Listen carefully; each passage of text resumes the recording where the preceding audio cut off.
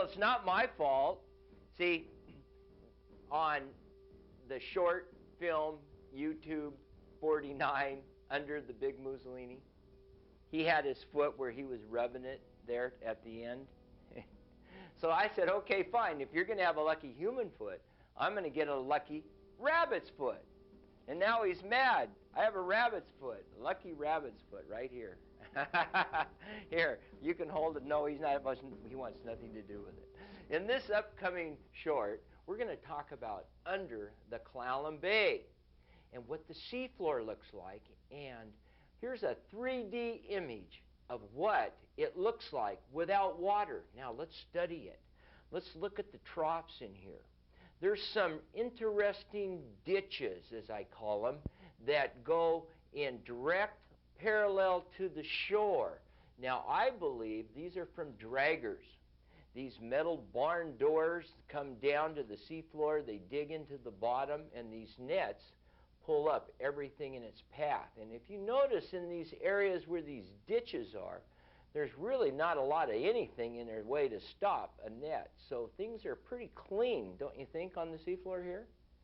And we're making a nice drift now from Slip Point to the west over to Sekiu Point and into the Olson's Resort area. Now remember, we're inside. We're not outside both points. We're inside the slip, and we're also inside Sekiu Point. We're in the Calallm Bay itself. And we're only in about 60 to 90 feet of bottom depth here in some cases. We can get down to 65 as we get in towards the rocks. But we want to kind of stay clear of these rocks in here. Now sometimes the water is going to appear kind of a greenish, hazy color. That's because we get a lot of algae that comes through the Straits of Juan de Fuca and starts to grow in these shallows. So that's why sometimes the picture will be real crystal clear and other times it'll be murky. Continuing our drift, we're coming now into an area that seems to me has caught a lot of fish. I know Truex over years past with his Woody's charters did really well on halibut in these shallows. I've heard stories of gentlemen, I don't know his name, in one of the derbies, but what had happened was his boat conked out and he was right in these flats, so he decided to drop his gear and mooch, and he won the derby out there in this area.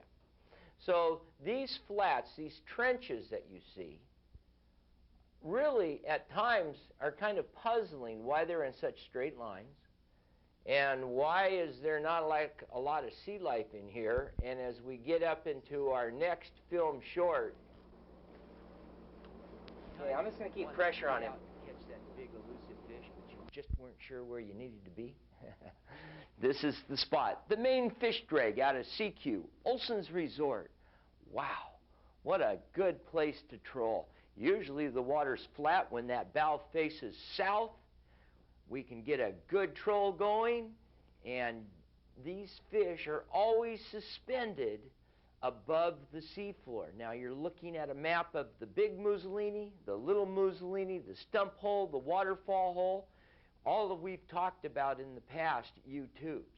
These rocky bottoms hold a lot of fish, and when you get the three combinations put together, current, a haven to hide in and food, that's the little Mussolini, that's the big Mussolini, that's the slip, that's this area you're looking at here with a nice sea floor to troll over, because these fish are going to lie in this area right on the bottom, and they're going to face current. Now if you look closely at the waves in this particular shot, there should be no reason why you get lost in the fog. I was taught by the tribal trollers of the Makah Nation that that surge runs west to east. So when you're out in the fog and you're not quite sure which direction you're going, pull that boat into neutral and just let the current take you, and you will discover which way's west and which way's east. And if you can't figure out south at that point, I can't help you. Now as we start moving into this 165 foot of bottom depth and start coming up a little bit shallower, we discovered maybe this is an invasive species that's entered the Straits of Juan de Fuca.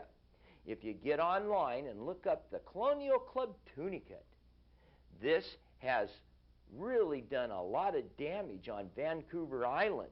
And of course, Sekiu and the little Mussolini, the big Mussolini and Slip Point, all these fish are close to that island of Vancouver.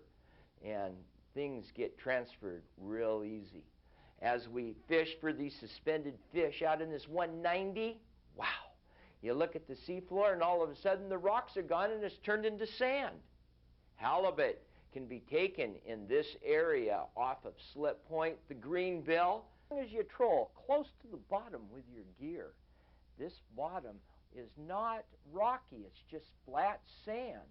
And so keep your gear deep in this 200 foot.